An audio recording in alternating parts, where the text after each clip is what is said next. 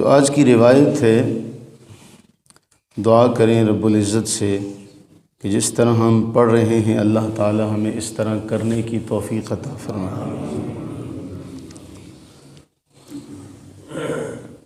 رسول اللہ صلی اللہ علیہ وآلہ وبارک وسلم صحن حرم میں ہیں، حجر اسود کا استلام کر رہے ہیں،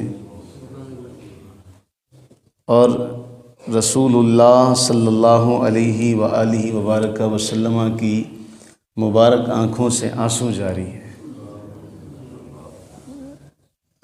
ہمارے علماء نے اس کا جب نقشہ کھینچا تو یہ لکھا کہ جب آپ صحن حرم میں پہنچیں تو کیا کریں، اس سے پہلے اجتباء یعنی اپنا جو دایاں کندھا ہے اسے ظاہر کر لیں، اس کے نیچے سے چادر جو ہے وہ نکال کے بائیں کندھے پر ڈال لیں، اور پھر حجر اسود کے سامنے اس طرح جائیں کہ دونوں ہتھیلیاں اس کے اوپر ہوں، اور اس کے درمیان میں اپنا منہ رکھ کے اس حجر اسود کو بوسہ دیں، اور یہ ذہن میں ہو کہ یہ وہ جگہ ہے جہاں رسول اللہ صلی اللہ علیہ وسلم کے لبہائے مبارک لگے ہیں۔ رسول اللہ صلی اللہ علیہ وسلم نے جب حجر اسود کو بوسہ دیا تو آپ کی آنکھوں سے آنسو جاری ہیں، اور اس کے بعد حضرت عمر فاروق رضی اللہ تعالی عنہ بھی اسے بوسہ دیتے ہوئے آقا کریم علیہ السلام کی اقتداء میں رونے لگ پڑے۔ جب رسول اللہ علیہ السلام نے دیکھا کہ حضرت عمر فاروق رضی اللہ تعالی عنہ بھی رو رہے ہیں تو فرمایا، اے عمر، رونے اور آنسو بہانے کا مقام یہی ہے، رونے کا اور آنسو بہانے کا مقام یہی ہے۔ وہ کہا، رونے والی آنکھیں مانگو، رونے والی آنکھیں مانگو، رونا سب کا کام نہیں، ذکر محبت عام ہے لیکن سوز محبت عام نہیں۔ حضرت عبداللہ ابن عمر رضی اللہ تعالی عنہما نے اب اس کو ذکر کیا، چونکہ ہماری روایات وہی چل رہی ہیں۔ رسول اللہ صلی اللہ علیہ وآلہ وبارک وسلم نے حجر اسود کا بوسہ دیا، اور اس کے بعد جو رکن یمانی ہے، یاد رکھیے گا 4 کونے ہیں، ایک حجر اسود والا، رکن یمانی، رکن شامی اور رکن عراقی۔ یہ جو 2 ہیں، ایک حجر اسود اور دوسرا رکن یمانی، رسول اللہ صلی اللہ علیہ وسلم جب بھی بیت اللہ کا طواف کرتے آپ حجر اسود کا استلام کرتے۔ یہ تو روایت عام ہے، ہم سب نے پڑھی بھی ہوگی کہ، اور ہمارے علماء نے استلام کا جو طریقہ ذکر کیا وہ یہ ہے کہ کیا کیا جائے، اسے بوسہ دیا جائے، چوما جائے، اگر بوسہ میسر نہ آ سکے تو لکڑی سے یا ہاتھ سے اس کو چھوا جائے، لکڑی سے مس کیا جائے اور اسے چوم لیا جائے۔ یہ بھی نہ بن پڑے تو ہاتھوں سے اشارہ کر کے وہ شاخ جو ہیں وہ ہاتھوں کو چوم لیتے۔ تو رسول اللہ صلی اللہ علیہ وسلم حجر اسود کا استلام کرتے، یہ بات بالکل مشہور ہے۔ حضرت عبداللہ ابن عمر رضی اللہ تعالی عنہما بیان کرتے ہیں کہ رسول اللہ صلی اللہ علیہ وسلم جب بیت اللہ کا طواف کرتے تو ہر چکر میں حجر اسود کا بھی استلام کرتے اور رکن یمانی کا بھی استلام کرتے۔ حضور قبلہ سید الحسن شاہ صاحب زیدہ مجدہ اسے بیان یوں کرتے ہیں کہ آپ حجر اسود کا باقاعدہ استلام کرتے اور رکن یمانی کو ایسے آپ ہاتھ سے چھو لیتے۔ تو اب چونکہ اژدہام بہت زیادہ ہے، اس طریقے سے نہیں ہوگا، بعد میں اگر موقع ملے تو رکن یمانی کا بھی بوسہ لیا جائے کہ رسول اللہ صلی اللہ علیہ وآلہ وبارک وسلم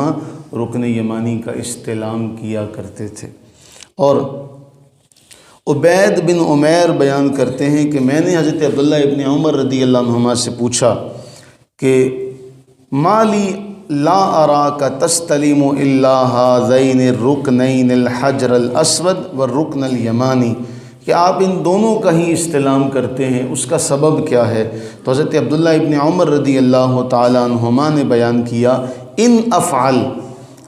ان افعل اگر میں ایسا کرتا ہوں فقد سمعت رسول اللہ صلی اللہ علیہ وسلم تو میں نے رسول اللہ صلی اللہ علیہ وسلم کو یہ فرماتے ہوئے سنا ہے کہ آپ نے فرمایا ان استلامہما یحط الخطایا کہ ان دونوں کا استلام انسان کے گناہوں کو مٹا دیتا ہے۔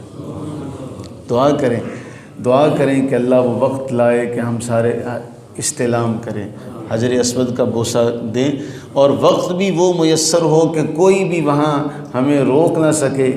رش اتنا نہ ہو اور ہم جا کر بڑے آرام سے حجر اسود کا بوسہ لے سکیں۔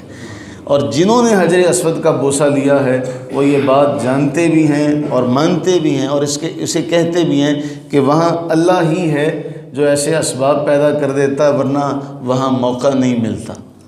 حجر اسود کا بوسہ دینے کا موقع وہاں نہیں ملتا۔ اور فرمایا میں نے نبی صلی اللہ علیہ وسلم کو یہ فرماتے ہوئے سنا، حضرت عبداللہ فرماتے ہیں کہ رسول اللہ صلی اللہ علیہ وسلم نے فرمایا من طاف اسبوعا یحصیہ وصلی رکعتین کہ جس نے 7 چکر لگائے اور اس کے بعد دوگانہ جو نفل ہیں وہ ادا کیے، کان لہو کعدل رقبہ ایک غلام آزاد کرنے کے برابر ثواب ملے گا، ایک گردن آزاد کرنے کے برابر ثواب ملے گا۔ فرمایا ما رفع رجل قدما ولا وضعها جو قدم بھی اٹھاتا ہے، یہ دیکھیے اللہ تعالیٰ فرما رہا نا کہ ہم تمہارے قدموں کے نشان بھی گنتے، ہم تمہارے آثار بھی گنتے ہیں، یہی ہے نا۔ فرمایا جو قدم بھی اٹھاتا ہے، جملہ بڑا اہم ہے، ما رفع اور ولا وضع اٹھاتا ہے یا رکھتا ہے، جو قدم بھی اٹھاتا ہے یا رکھتا ہے، فرمایا الا کتبت لہ 10 حسنات وحط عنہ 10 سیئات ورفع لہ 10 درجات، ہر قدم پر 10 نیکیاں لکھی جاتی ہیں، 10 گناہ مٹائے جاتے ہیں اور 10 درجات بلند کیے جاتے ہیں۔ دعا کریں باری تعالیٰ سے کہ باری تعالیٰ ہمارے پاس اسباب نہیں ہیں، اور اگر اسباب ہوں بھی جب تک اس کی توفیق نہ ہو کسی کو یہ میسر نہیں آتی دولت، تو باری تعالیٰ سے دعا کریں کہ باری تعالیٰ اپنی رحمت کا صدقہ، اپنے وہاب اور جواد ہونے کا صدقہ یہ سعادت ہر ایمان والے کو نصیب فرمائے کہ صحن حرم ہو اور حجر اسود ہو اور اس کے بوسے لیے جا رہے ہوں، رکن یمانی ہو اور اس کا استلام کیا جا رہا ہو۔ اللہ تعالیٰ ہم تمام پر اپنی رحمتیں برکتیں نازل فرمائے، آمین ثم آمین۔